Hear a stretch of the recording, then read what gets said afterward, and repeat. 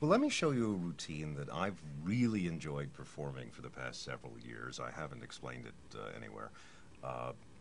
But it's a routine that's in some ways more fun to do than to see, although I think the spectators enjoy it too.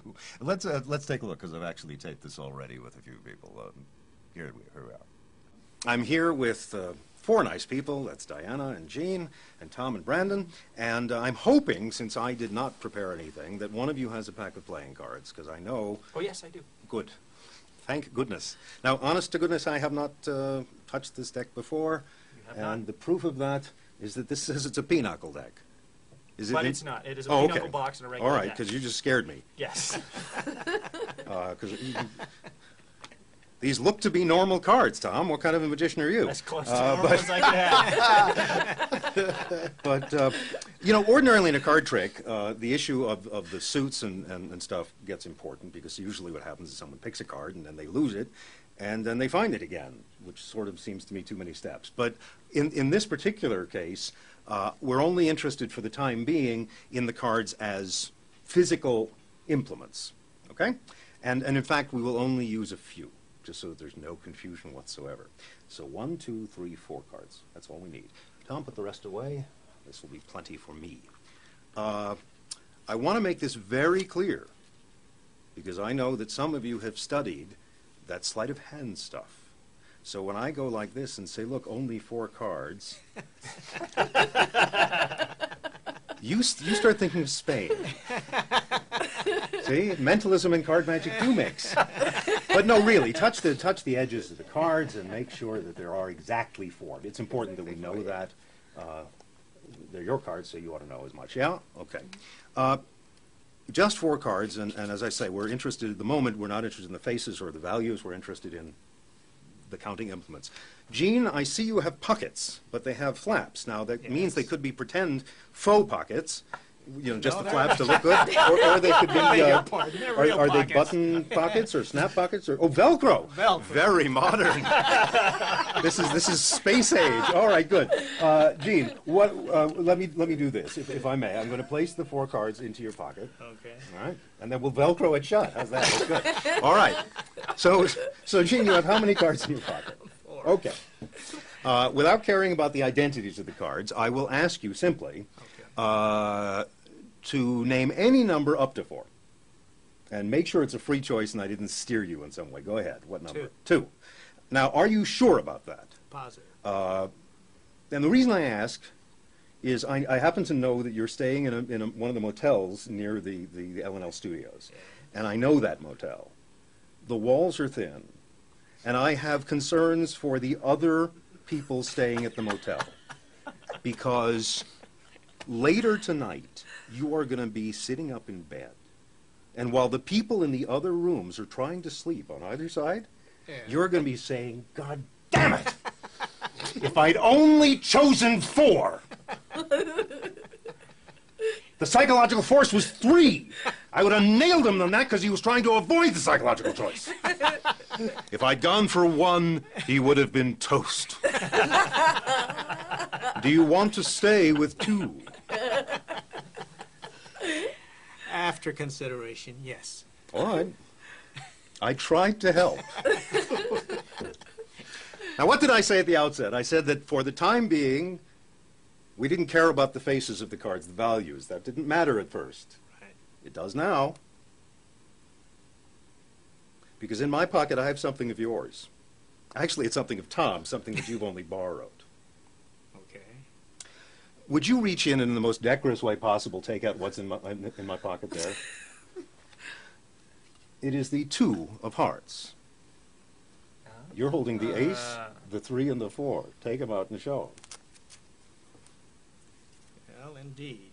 Ace, 3, and the 4. Wow. Boy, am I glad I'm not staying at your motel.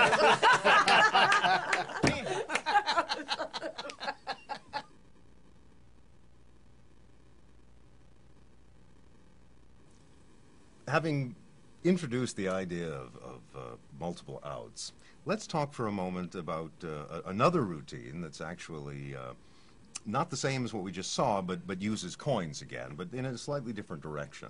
And This is based on a wonderful idea from a dear departed friend of both of ours, Marcello Truzzi. And we'll talk about it, but let's take a look at it first. Kenna, we're going to try something involving money. Do you like money? Oh, yeah. Me too.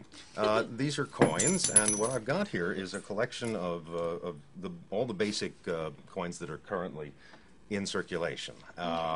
We're going to play a game with these coins called Choice and Chance. Okay. Simple enough. Sounds good. I am going to make a little notation on my business card, and it has to do with your behavior in just a moment, okay?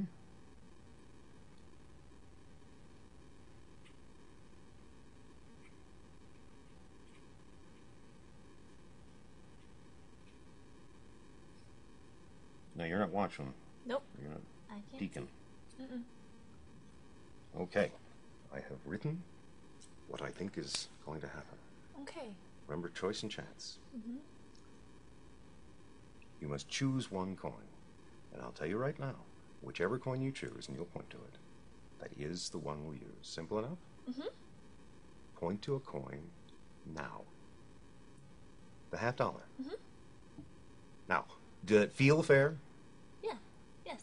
That felt like a real choice? I mean, I just dumped the coins out. I didn't arrange them in any Right. particular pattern. You picked the $50. You chose the $50. I can't be more fair than that. Yes? Yes. Now, what's the name of the game? Choice and chance. Choice and chance. So I need to now, having handled the choice part, we need to go to the chance part. Okay. So here's where.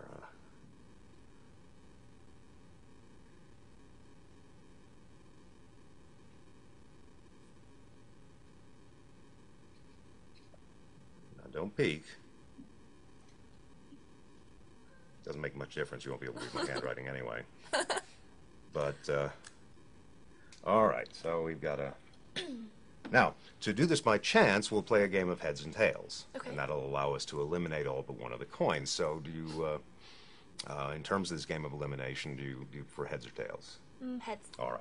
So gather up the remaining coins and shake them up in your hands. And then you'll just drop them over here. And the ones that you wanted heads, we'll keep heads? Mm-hmm. Okay. The ones that say heads up, we'll keep. And any tails, we'll eliminate. And we'll keep doing this until we're down to one coin. And that way we choose a coin by chance. Okay. Sound simple? Yep. It is simple. Let's see. The penny is tail down, and the So dime. is the dime. So we managed to get rid of 2 coins. Pick up the remaining 3. Same thing. And oh, we got rid of the nickel. Okay, Yep. we're down to 2 coins. That giant Big one. dollar and Huh? both heads. Okay, this could take all night, but that's all right. Okay. I got nothing to do. Oh, we're So down to keep- 1. So the quarter is now so we have chosen a $50 by choice, Right. and a quarter by chance. Okay. Would you agree that every step of the way this has been fair and according to things out of my control? Yes. All right, good, because you picked the $50, Uh-huh. and I wrote what? Read out loud. I'll choose the $50. I know. And then for the chance result, we got the Quarter. quarter, and I Right. wrote. I'll take a chance on the quarter. Well, Wow, you played okay. that perfectly. Thank you. Oh, jeez. That's what I was going to say.